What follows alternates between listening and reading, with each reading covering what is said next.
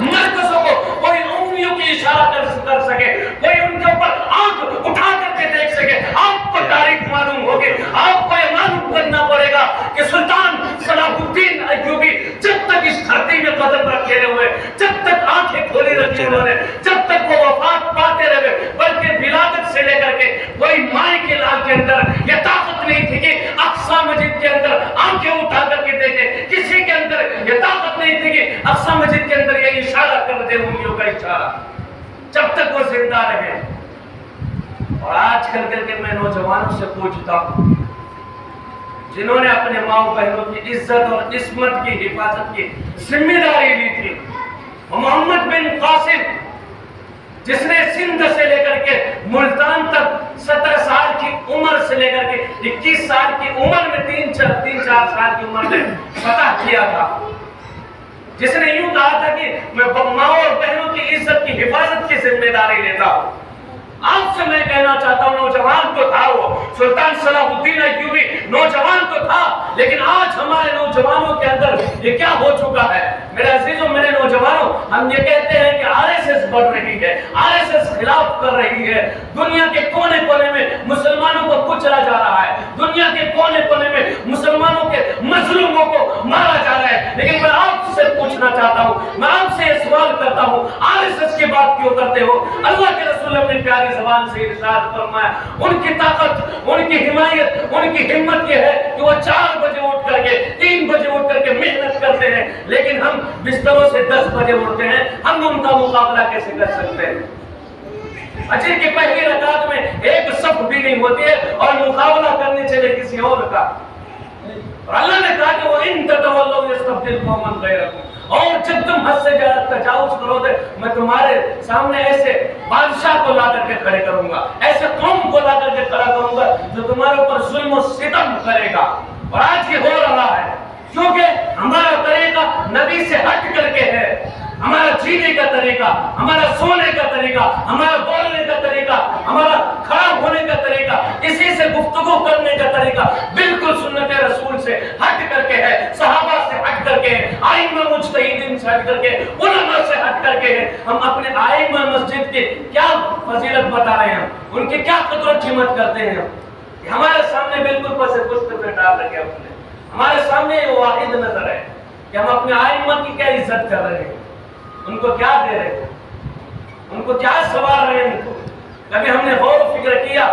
جو پوری سال آپ کی خدمت کرتا ہے، جو پوری سال آپ کے لیے نمازیں پڑھتا ہے، نمازیں پڑھاتا اور پڑھتا بھی ہے،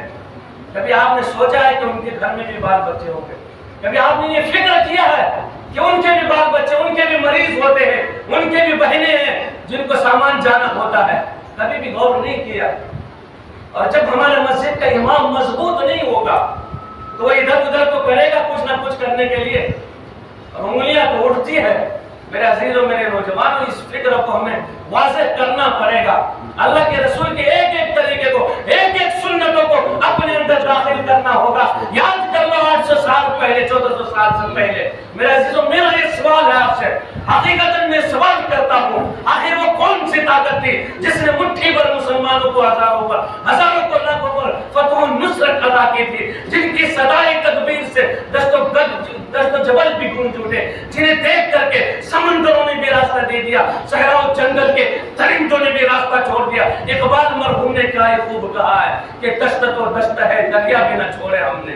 بحر ظلمات میں دوڑا دے چھوڑے ہم نے۔ ملت اسلام کے نوجوانوں، وہ ایمانی طاقت تھی، وہ آسمانی قانون تھا، وہ ربانی دستور تھا، وہ قرآن کی اطاعت اور رسول کی فرما برداری کا کرشمہ تھا۔ آپ علیہ السلام کی ایک ایک سنتوں کو انہوں نے اپنے زندگیوں کے اندر تبدیلیوں کیا، اپنی زندگیوں کے اندر لبھایا، اپنی زندگیوں کے اندر اتارا۔ اس لیے اللہ کے رسول علیہ السلام نے یہ پیاری زبان سے ارشاد فرمایا، وَمَنْ أَحَبَّهُمْ فَبِحُبِّي أَحَبَّهُمْ وَمَنْ أَبْغَضَهُمْ فَبِبُغْضِي أَبْغَضَهُمْ۔ جو میرے صحابہ سے محبت کرے گا وہ مجھ سے محبت کی بنا پر،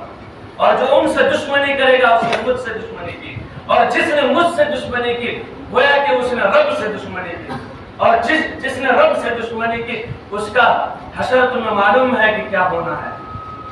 میرے عزیزوں، میرے نوجوانوں، رضی اللہ عنہم ورضوا عنہ کا سرٹیفکیٹ اللہ کے رسول نے صحابہ اکرام کو کیوں کر کے دیا؟ اللہ نے یوں کیوں کہا کہ میں تم سے راضی ہوگے اور تم مجھ سے راضی ہوگے؟ میں یہ بات آپ کو کیوں بتاتا چلا کہ اہل سنت والجماعت کا عقیدہ ہے کہ محسن کائنات سرور کونین علیہ السلام کے بعد اگر کوئی جماعت رب کے نزدیک محبوب و مقبول ہے تو وہ صرف اور صرف صحابہ کرام کی جماعت ہے، کیونکہ اللہ نے ان کو رضی اللہ عنہم و رسول عنہ کا سرٹیفکیٹ ملا۔ اور جب بھی باطل نے عظمت اسلام کو للکارا تو دشمنوں پر قہر و غضب بن کر کے ٹوٹ پڑے،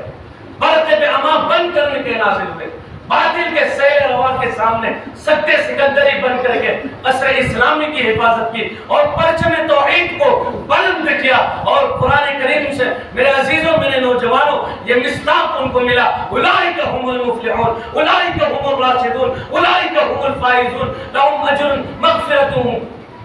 یہ سرٹیفکیٹ ملا ان کو، یہ مصداق ملا۔ اور کیوں ملا؟ کیونکہ انہوں نے نبی علیہ السلام سے تربیت حاصل کی تھی جن کے اندر کوئی کس دبا کے نہیں رہی۔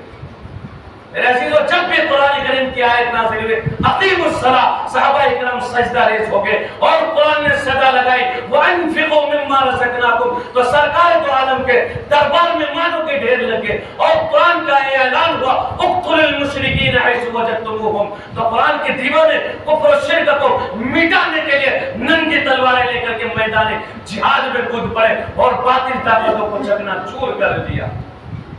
میرے عزیزوں، میرے نوجوانوں، افسوس کرنے کا مقام ہے ہمارے، اور فکر کرنے کا مقام ہے آج دنیا کے کونے کونے پر ہم مظلوموں کو، ہمارے مظلوموں کو ستایا جا رہا ہے،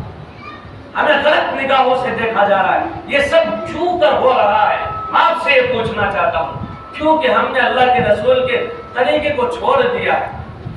اللہ کے رسول کے طریقے سے سب کچھ ڈال دیا ہے ہم نے۔ میرے عزیزوں، میرے نوجوانوں، آپ یاد کیجئے کہ اللہ کے رسول نے اس امت کے لیے کیا کیا محنتیں کی، اس امت کی فکر کو ہمیشہ اپنے سینے میں بسائے ہوئے تھے۔ میرے عزیزوں، میرے نوجوان، ایسے ہی رسول کی تعریف کو قرآن میں نہیں گویا گیا،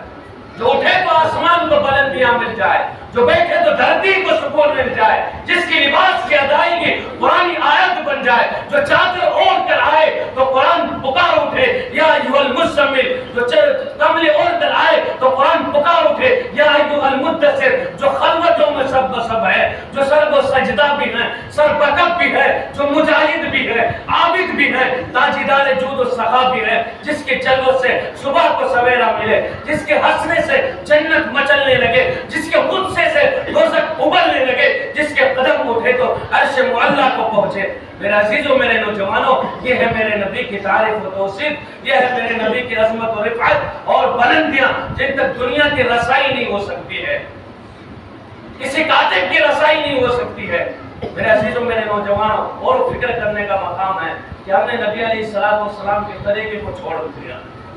اور وقت یہ ہے کہ ہمیں قرآن و احادیث کے مطابق زندگی گزارنی پڑے گی، اور گزارنا ہے تا قیامت تک اس کلام کی حفاظت کرنی ہے جس میں اللہ نے کہا کہ اِنَّا نَحْنُ نَزَّلْنَا الذِّكْرَ وَإِنَّا لَهُ لَحَافِظُونَ، ہم نے اس کو نازل کیا ہے اور ہم ہی اس کی حفاظت کرنے والے ہیں۔ دنیا کے اندر وہی مائی کے لال کے اندر یہ طاقت نہیں کہ اس کے ایک حرف کے اندر بھی تبدیلی کر دے،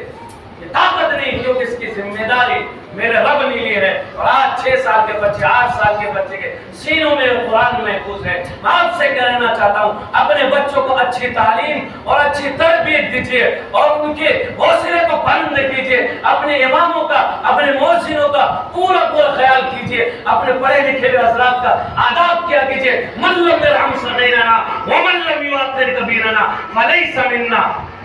جو شخص بڑوں کی عزت نہیں کرتا ہے، بڑوں پر رحمت اور چھوٹوں کی عزت نہیں کرتا، چھوٹوں کے اوپر شفقت نہیں کرتا، وہ ہم میں سے نہیں ہے۔ اس لیے بڑوں کی ادب کیا کرے اور چھوٹوں کے اوپر شفقت کیا کیے۔ اللہ تبارک و تعالیٰ میں کہنے سننے سے زیادہ عمل کرنے کی توفیق عطا فرمائے۔